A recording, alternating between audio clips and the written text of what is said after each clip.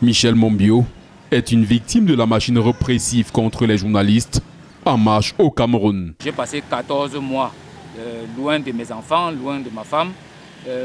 Celle-ci a dû venir plusieurs fois me rendre visite à Yaoundé. Ce n'était pas évident parce que vous savez, le journaliste n'a pas de réserve particulière en matière de ressources. Pendant le séjour de ce journaliste en prison, la vie de sa famille connaîtra un grand chamboulement tel qu'il lui faudra une décennie pour en recoller les morceaux. Vous voyez la conséquence de 14 mois de prison, c'est 10 années de dur labeur pour me remettre et reprendre ma famille en main.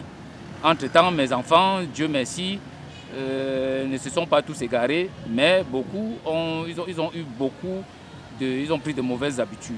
La législation camerounaise criminalisant de facto les délits de presse rend davantage vulnérables les journalistes face notamment aux gestionnaires indélicats de la chose publique. Et directement, lorsqu'on accuse un journaliste de diffamation, directement il est condamné sans être jugé.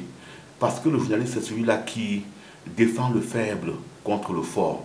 C'est celui-là qui défend le gouverné contre le gouvernant. Le journaliste, c'est celui-là qui défend la victime contre le spoliateur foncier. Le journaliste, c'est celui-là qui défend le citoyen contre les prévaricateurs de la fortune publique ou les acteurs de la malgouvernance. Michel Mombio et Guy Modeste Didier sont favorables à la décriminalisation des délits de presse par le Cameroun, comme l'ont fait plusieurs autres pays d'Afrique centrale. La pénalisation des délits de presse était une arme, parce que le pouvoir de Yaoundé a deux pouvoirs contre la presse. Il y a l'embastillement qui passe par la pénalisation, puis il y a la répression fiscale. Le Conseil national de la communication travaille un peu comme le Conseil de sécurité de l'ONU. Cet organe applique une politique de 2 poids 2 mesures. Cet organe agit à géométrie variable. Lorsque c'est le gouvernement qui active ce levier, vous voyez avec quelle célérité la procédure est menée.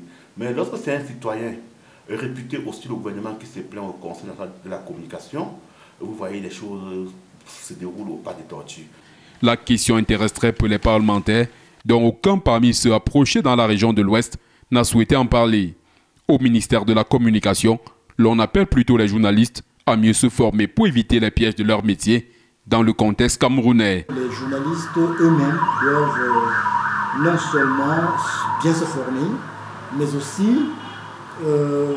tenir compte des responsabilités qu'ils ont à l'égard de leur public cible. Le Cameroun a pourtant ratifié plusieurs instruments internationaux faisant de la décriminalisation des délits de presse la règle et non l'exception. La déclaration de principe de l'Union africaine sur la liberté d'expression, notamment en son point 12, les États doivent s'assurer que leurs droits relatifs à la diffamation sont conformes aux critères ci-après.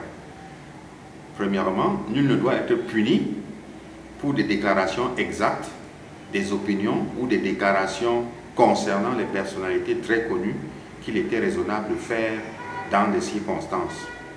Deuxièmement, les personnalités publiques doivent tolérer beaucoup plus de critiques. Et troisièmement, les sanctions ne doivent jamais être sévères au point d'entraver l'exercice du droit à la liberté d'expression, y compris par les autres. Un peu plus de 2 semaines après la célébration de la Journée mondiale de la liberté de la presse, les journalistes camerounais attendent toujours que les autorités fassent le pas tant espéré pour exercer plus librement leur métier.